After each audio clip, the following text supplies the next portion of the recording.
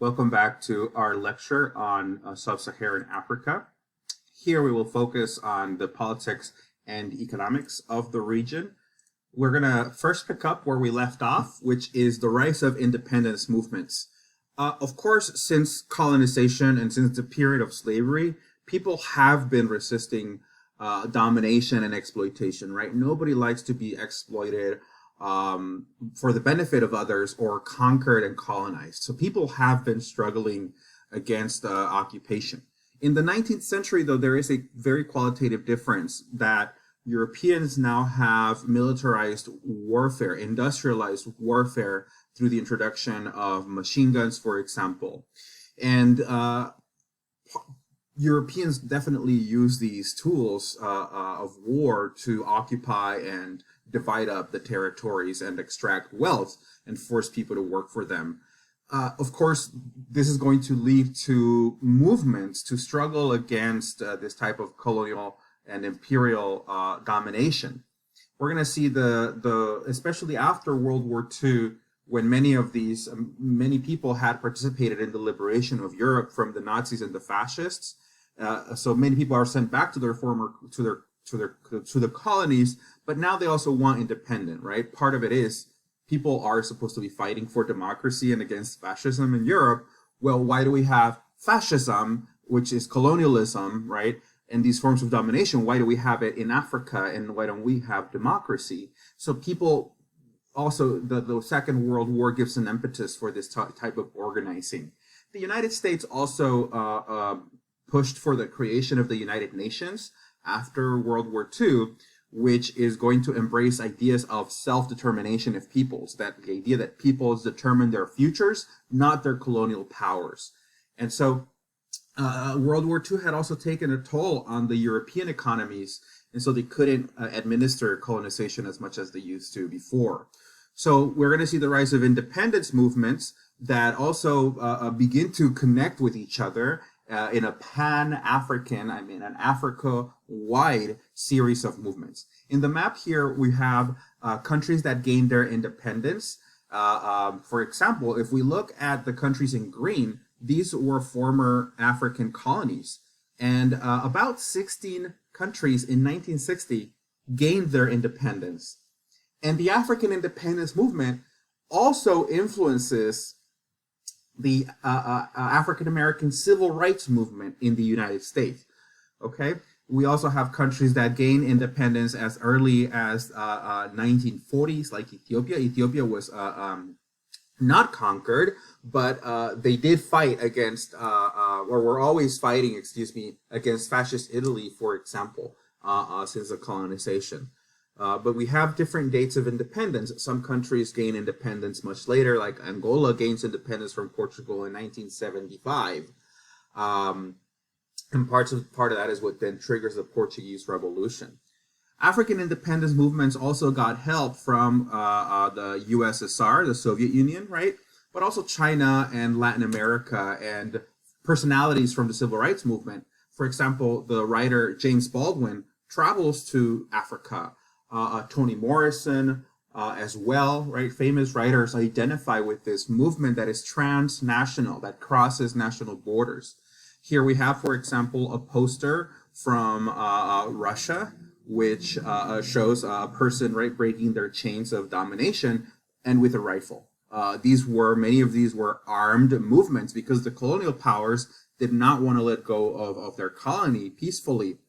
The Chinese state, Communist China, also supported some of these movements with propaganda, some providing some resources like tractors, as well as a way to build relations with these groups.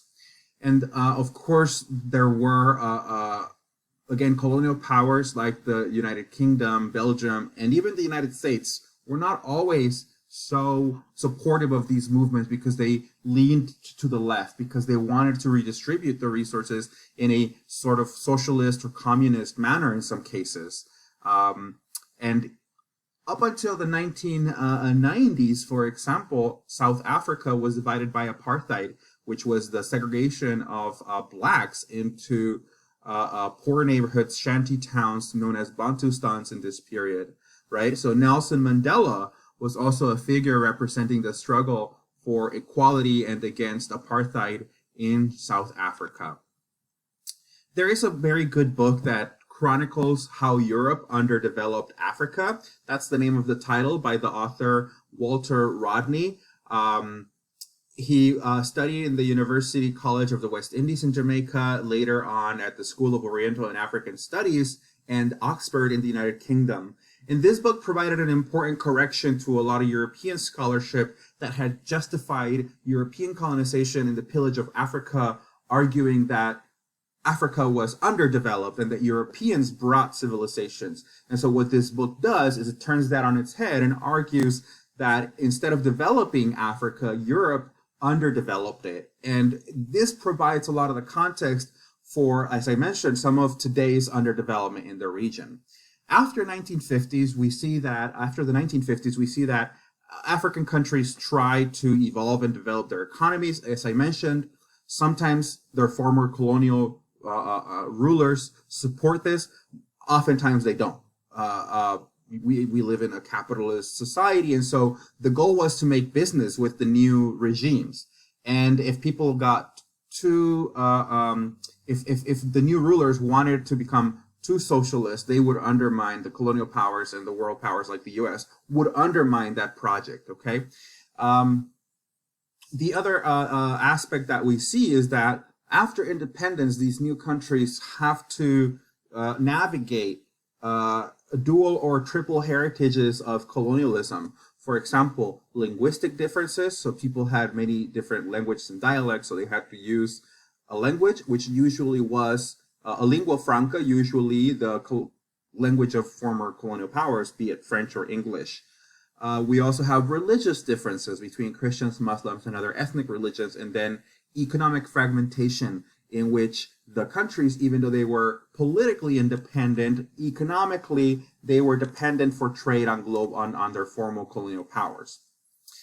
Today, the continent sees itself again still in a struggle to develop. However, we also have new players like China, for example, and even India and the United States, who are trying to compete for influence. We see, for example, an aspect of a new form of colonialism known as neo-colonialism, in which especially European powers, but also the United States and China, maintain the major economic relationships with these African countries. We also have issues of healthcare, for example, especially in Southern Africa, where we have countries like Botswana that have high percentage of the population with HIV, and you can imagine how this undermines economic and social development when adults die early. That leaves a lot of children also that don't have parents. When we look at the economy of the region today, most countries have they rely on a major good for their exports. Okay, if we look at the map here on the left on the screen, we see different countries labeled by the product of their main export. And while we do have countries that are oil and natural gas producers, right, they're usually selling the raw material, and the petroleum and gasoline is processed by foreign corporations from the United States, the United Kingdom, or other parts of the world. And so while they do sell the raw materials, they don't get the benefits of selling necessarily, let's say, petroleum. In some cases, we do see that, like Nigeria, Algeria, for example, Angola. But most other countries sell diamonds, gold, or tea, coffee, iron, uranium, right? So other commodities that are not, of course, like high-tech commodities. These are raw materials, which are, there is certainly money in there, but not as much as in technologies or other services. We also see a new scramble for Africa, where countries like the United States, China, and Turkey, and even the United Arab Emirates have been placing military bases in the Horn of Africa region, a very important geostrategic corridor that connects Asia, South Asia, and Europe through the Red Sea and the Suez Canal, for example. And then we see the rise of China and India also investing heavily, especially China, investing in African countries, providing loans to develop infrastructure. But of course, this is not just for humanitarian reasons, right? Like previous projects of the U.S. that invested in Africa, the goal is to win these governments to support the foreign power. And also, if the country can't pay for the infrastructure, then the investor country like China or the U.S. or the World Bank, etc., gets to dictate terms of economic trade, and in some cases also keep these infrastructures for about 100 years or so to reap back the benefits of their investment, right?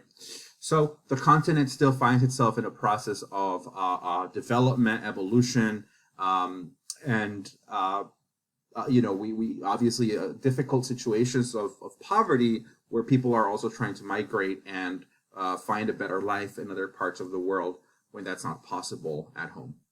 Okay, that's it for this section on economics and politics of sub-Saharan Africa. In next week, we will focus on North Africa, the Middle East, and Central Asia. Thanks a lot.